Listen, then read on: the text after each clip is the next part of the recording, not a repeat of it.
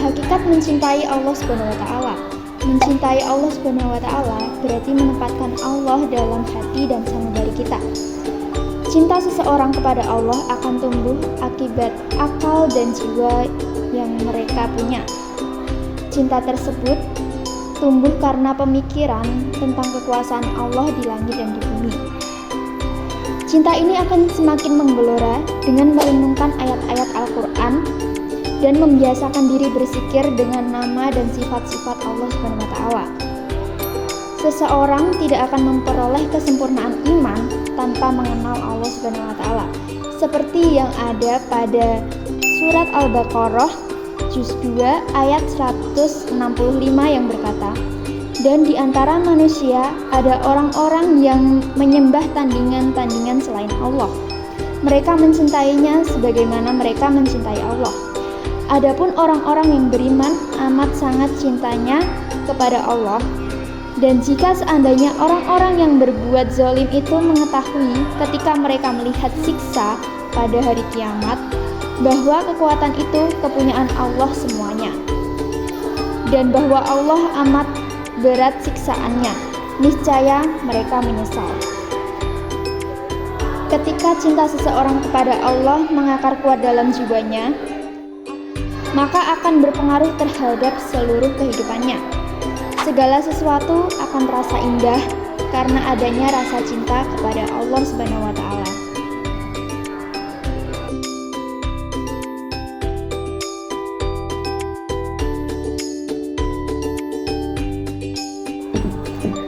Tanda-tanda cinta kepada Allah. 1. Mencintai Rasulullah SAW seperti pada surat Al-Imran juz 3 ayat 31.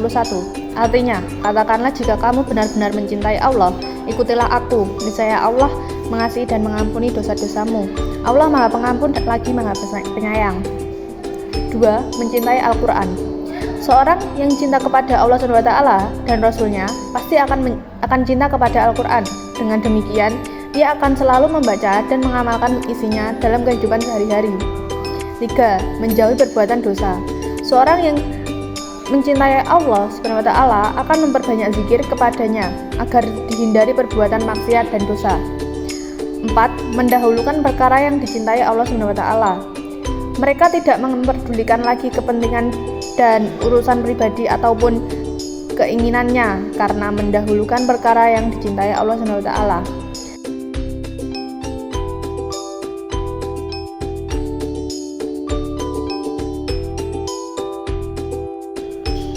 Cara meningkatkan cinta kepada Allah Subhanahu wa taala. Yang pertama, memahami besarnya cinta Allah Subhanahu wa taala kepada hambanya, yaitu memahami bahwa Allah tidak berhenti memberikan nikmat kepada hambanya seperti matahari, air, tanah, dan sumber daya alam lainnya.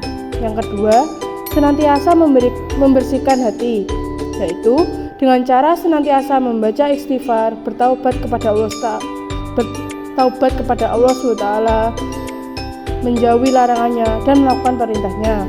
Yang ketiga, mempelajari ilmu agama secara mendalam.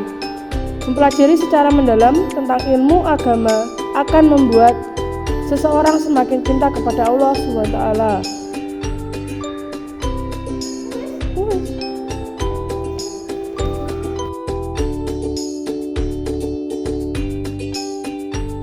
Hakikat takut pada Allah Subhanahu wa taala atau khauf. Rasa takut merupakan sifat orang bertakwa dan bukti iman kepada Allah Subhanahu wa taala. Khauf berarti khawatir, takut dan merasa tidak aman. Seperti pada firman Allah Subhanahu wa taala dalam Quran surat Al-Hajj surat ke-22 ayat 1 sampai 2. Yang artinya, hai manusia, bertakwalah kepada Tuhan kalian. Sesungguhnya keguncangan hari kiamat itu adalah suatu kejadian yang sangat besar atau dahsyat. Ingatlah, pada hari ketika kalian melihat keguncangan itu, lalailah semua wanita yang menyusui anaknya dari anak yang disusukannya, dan gugurlah kandungan semua wanita yang hamil. Dan kamu lihat manusia dalam keadaan mabuk, padahal sebenarnya tidak mabuk, tetapi azab Allah itu sangat berkerasnya. Secara tegas, ayat di atas menyeru kepada manusia agar takut pada siksa Allah Subhanahu wa taala. Ada beberapa lafaz yang maknanya berdekatan dengan al-khawfu. Al-khaufu artinya rasa takut, sedih, dan gelisah. Ketika terjadi sesuatu yang tidak disenangi, al-huznu adalah rasa sedih dan gelisah yang disebabkan oleh hilangnya sesuatu yang bermanfaat atau mendapatkan musibah. Ar-robu merupakan padanan kata sinonim dari kata al-khaufu, sedangkan al-khasyatu adalah rasa takut yang diiringi dengan pengagungan atas sesuatu yang ditakuti tersebut. Tanda-tanda takut kepada Allah Subhanahu wa taala. Yang pertama, menjaga lisan dari perkataan dusta. Yang kedua, menghindari iri dan dengki. Ketiga, tampak dari ketaatannya kepada Allah Subhanahu wa taala. Yang keempat, menjaga pandangan dari kemaksiatan. Kelima, menjauhi makanan haram. Keenam, menjaga tangan dan kakinya dari perbuatan haram.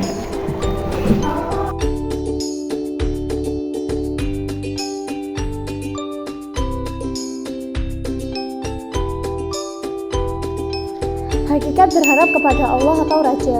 Raja berarti berharap untuk memperoleh karunia dan rahmat Allah Subhanahu wa taala seperti yang tercantum pada surat Ankabut juz 29 ayat 5. Artinya, apakah sesungguhnya kamu patuh mendatangi laki-laki, menyamun dan mengerjakan kemungkaran di tempat-tempat pertemuanmu?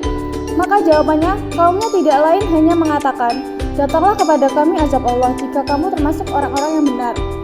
Menurut istilah, raja berarti berharap atau mengharapkan rahmat dari Allah Subhanahu wa taala. Sifat raja harus disertai dengan sifat optimis, tawakal, dan lainnya.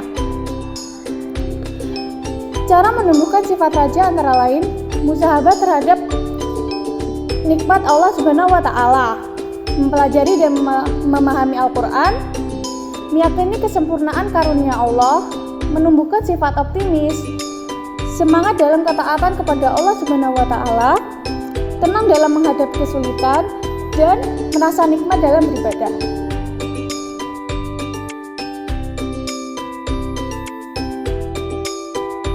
Hakikat tawakal kepada Allah Subhanahu wa taala. Secara bahasa tawakal berarti memasrahkan, menggunakan sesuatu, mewakilkan atau menyerahkan. Secara istilah tawakal artinya menyerahkan segala permasalahan kepada Allah Subhanahu wa taala. Setelah melakukan usaha sekuat tenaga, seseorang yang bertawakal adalah seseorang yang mewakilkan atau menyerahkan hasil usahanya kepada Allah Subhanahu wa taala. Sifat ini merupakan bentuk kepasrahan kepadanya sebagai Zat yang Maha Kuasa atas segala sesuatu. Tidak ada rasa sedih dan kecewa atas keputusannya diberikannya. Artinya, demikianlah kami telah mengutus kamu yang pada suatu umat yang sungguh telah berlalu beberapa umat sebelumnya supaya kamu membaca kepada mereka Al-Quran yang kami wahyukan kepadamu. Pahala mereka kafir kepada Tuhan yang Maha Pemurah. Katakanlah, Dialah Tuhanku, tidak ada Tuhan selain Dia. Hanya kepadanya aku bertawakal dan hanya kepadanya aku bertaubat. Manfaat tawakal: A. Tercukupinya segala keperluan. B. Mudah untuk bangkit dari keterpurukan. C. Tidak bisa dikuasai oleh setan. D. Memperoleh nikmat yang tiada henti. E. Menghargai hasil usaha orang lain ataupun diri sendiri.